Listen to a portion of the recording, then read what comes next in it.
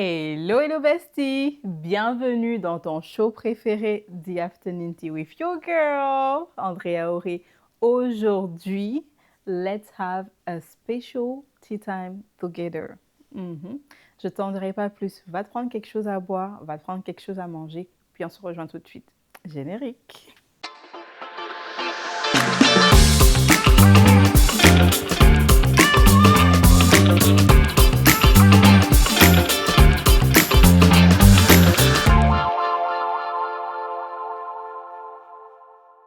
Alors, bestie, j'espère que tu vas bien, que tu es installé confortablement. Moi, ça va, je vais très bien. Aujourd'hui, nous avons un épisode assez spécial. Je vais te dire pourquoi. Mais avant, on va commencer, bien évidemment, à donner l'honneur à qui honneur est dû. À ma Père, toujours, en citant Philippiens 1,6 qui dit « Je suis persuadé que celui qui a commencé en vous cette bonne œuvre la rendra parfaite pour le jour de Jésus-Christ. » Si tu ne l'avais pas encore deviné, je suis là aujourd'hui, avec toi pour prendre notre petit tea time pour t'annoncer la fin de la saison. I know que c'est un peu triste, mais toutes les bonnes choses ont une fin. Mais ça me fait vraiment plaisir quand même de passer, mine de rien, 21 épisodes depuis le mois de janvier, chaque vendredi, sans manquer à l'appel. Franchement, je ne savais pas que je pouvais le faire. Et franchement, c'est la preuve que ce n'est pas de moi, que c'est le Seigneur. Bestie, pendant 21 épisodes, nous avons ri, nous avons appris, nous avons pleuré, mais surtout, nous avons laissé Dieu parler à nos cœurs.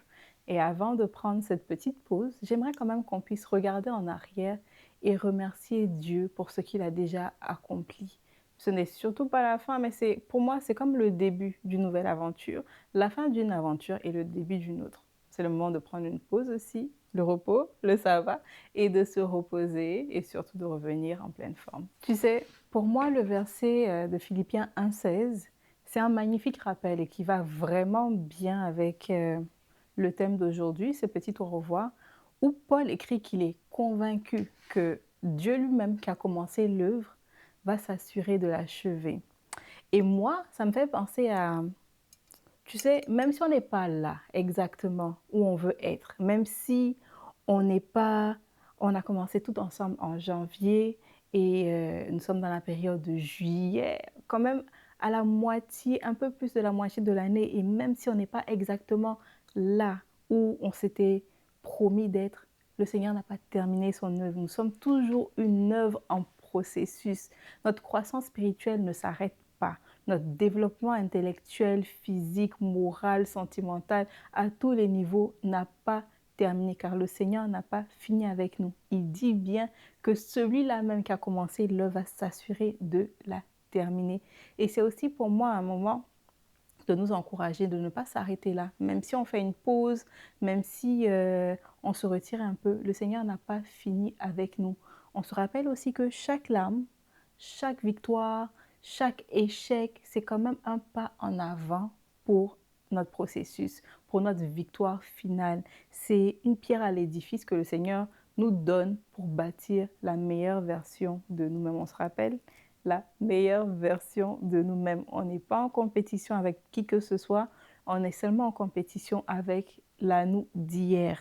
Donc, tes victoires, tes pleurs, tes échecs, tes épreuves, tout ça concourt à ton propre bien, au bien de celle que tu vas être demain. J'aimerais quand même qu'on puisse faire un petit 360 de ce qu'on a appris tout au long de ces 20 et quelques épisodes.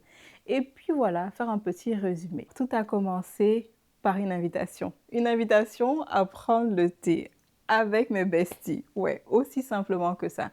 Quand on a commencé le podcast, le désir initial, le but, ce n'était pas de juste parler de féminité, de parler de développement personnel, de parler de maquillage, de beauté, etc. Ou du moins, ce n'était pas le désir premier de Dieu.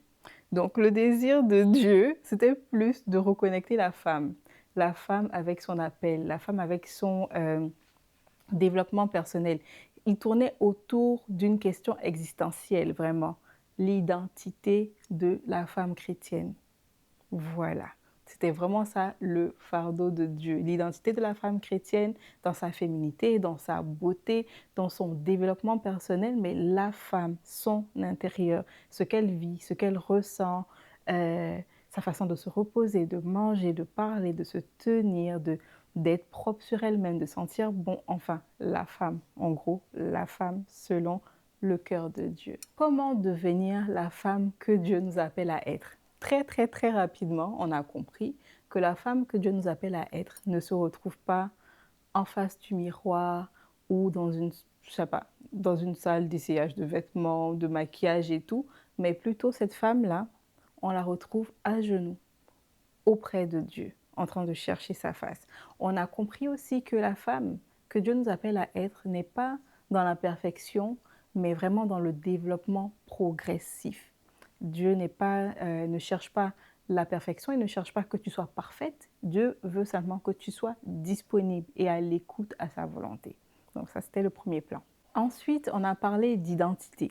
Parce que pendant longtemps, beaucoup d'entre nous ont construit leur valeur sur leur identité physique, sur leur réussite, sur leurs échecs, sur leur réalité qu'elles ont, enfin, en ce moment autour d'elles. Pourtant, la parole de Dieu nous dit ici dans Corinthiens 5, 17, si quelqu'un est en Christ, il est une nouvelle créature, les choses anciennes sont passées, voici, toutes choses sont devenues nouvelles.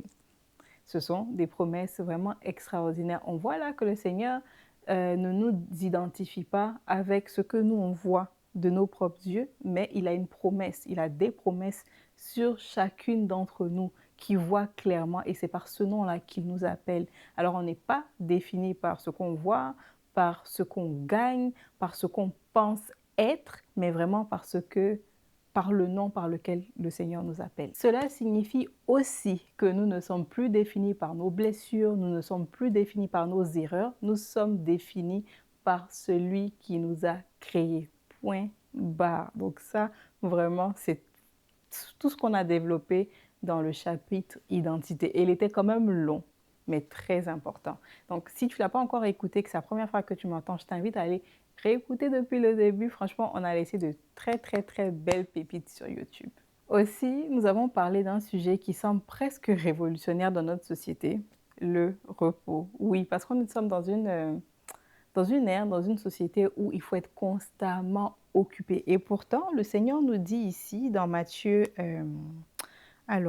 11, 28 à 30, « Venez à moi, vous qui êtes fatigués et chargés, et je vous donnerai du repos. » Donc le repos ici, le repos biblique n'est pas une paresse, c'est vraiment un moment de sabbat.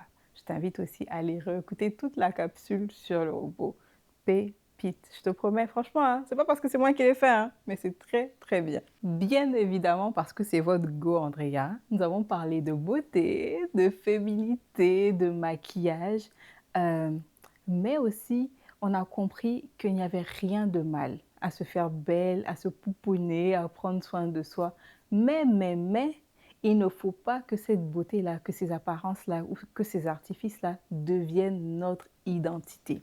Parce qu'encore, le Seigneur nous dit ici, dans 1 Pierre 3, versets 3 à 4, que votre parure ne soit pas seulement extérieure, mais la beauté intérieure cachée dans le cœur. Et c'est vraiment important. Dieu regarde d'abord notre cœur avant de regarder à notre face, avant de regarder à notre visage, nos apparats, l'odeur qu'on dégage et tout, c'est d'abord le cœur. Tu as beau mettre une tonne de maquillage, une tonne d'artifice, une tonne de parure, si ton intérieur est pourri, ça ne sert strictement à rien. Ma chérie, vraiment à rien. Si tu es vilaine de l'intérieur, tu seras vilaine de l'extérieur. Mais si tu es belle de l'intérieur, franchement, ça va ressortir à l'extérieur. Notre objectif ici, c'est de refléter Christ. Oui, on est belle, oui, on sent bon, oui, on est bien apprêté et tout ce que tu veux, mais d'abord, c'est de refléter Christ. Dans le chapitre de la guérison, chapitre que j'ai aimé particulièrement, nous avons parlé du rejet, des blessures, de la guérison, du pardon, de la restauration, parce que je sais qu'on a toutes vécu des saisons difficiles, mais tu sais quoi? Le Seigneur ne gaspille pas ces saisons-là. Il les utilise pour notre propre bien, pour notre propre restauration. Et il dit ici dans Psaume 147, 3, « Il guérit ceux qui ont le cœur brisé et il pense leurs blessures. » Donc ce verset nous rappelle que Dieu est proche des personnes blessées et il n'est pas là pour cacher nos blessures. Il est là pour les penser. Quand je dis que le Seigneur ne gaspille pas ces moments de trauma ou ces moments de blessure, parfois nos plus grandes blessures deviennent des témoignages qui vont aussi aider d'autres personnes à trouver la guérison ou à trouver de l'espérance que oui, c'est aussi possible. Si Andrea a traversé ci, ça et qu'aujourd'hui elle est là, ça veut dire que tout n'est pas perdu pour moi. Moi aussi, je peux y arriver. Donc voilà, j'ai vraiment, mais vraiment passé un tellement bon moment dans la période de la guérison parce que j'ai senti le Seigneur guérir aussi au travers de ces épisodes-là, de guérir quelque chose en moi. Et aujourd'hui, je le ressens.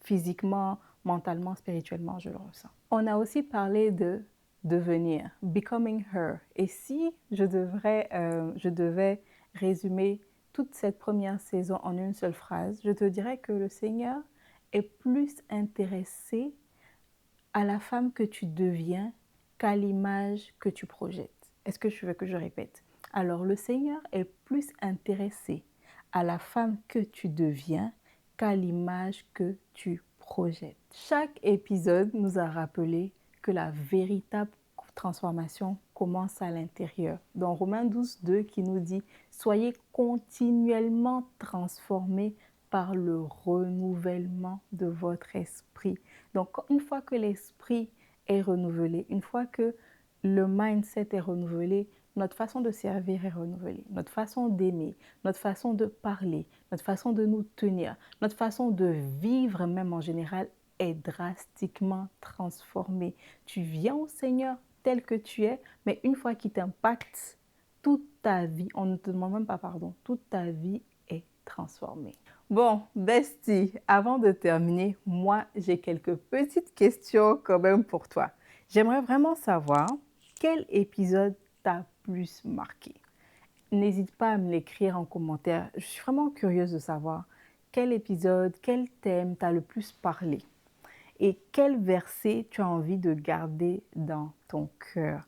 Quel verset t'a impacté ou, enfin, même un verset que tu connaissais déjà mais que hors contexte ou en contexte t'a vraiment parlé particulièrement dans une saison de ta vie. Troisième question, dans quel domaine tu as vu Dieu te transformer? C'est vrai, on rigole, on prend nos petites tasses de thé, on bestie et tout, mais on se dit quand même la vérité. On apprend quand même des choses et qu'est-ce que tu as vu en toi transformer? Je suis sérieuse, hein? Je veux vraiment entendre des réponses tangibles. S'il n'y a rien eu, dis-moi qu'il n'y a rien eu. Vraiment, mais moi, je sais qu'il y a des choses. Donc, si tu réponds, moi aussi, je vais te dire, il n'y a pas de souci.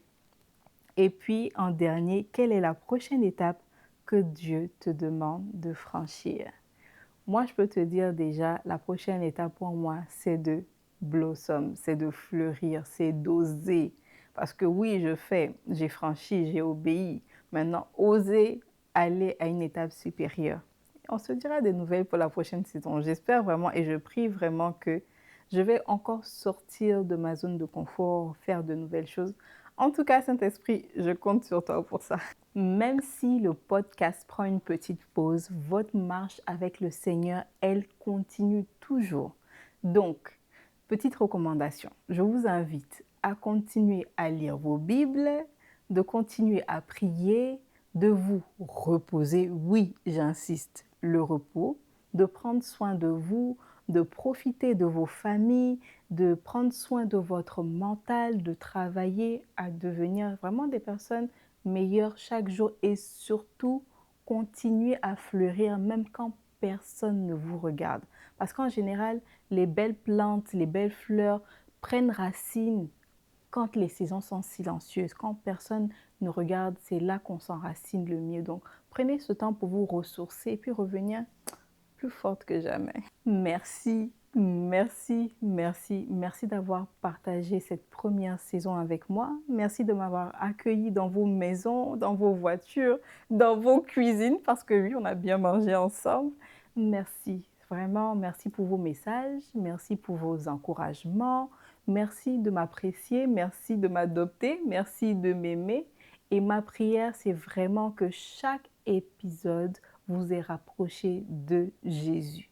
Jésus seul, pas de moi, pas de personne, mais de Jésus. Que chaque épisode vous ait rapproché de votre Créateur. Nous reviendrons très bientôt avec une nouvelle saison, de nouveaux concepts, peut-être de nouveaux invités, pourquoi pas, mais toujours la même mission. Toujours celle de se rapprocher de Christ, garder notre féminité, grandir, devenir la meilleure version de nous-mêmes, la version que le Seigneur nous a créée d'être. D'ici là, prenez soin de vous, prenez soin de votre âme et rappelez-vous qu'il y aura toujours une place à cette table et une tasse de thé qui vous attend. Je vous fais plein de bisous, vous allez me manquer. Prenez soin de vous, besties. Love you. Bye, besties.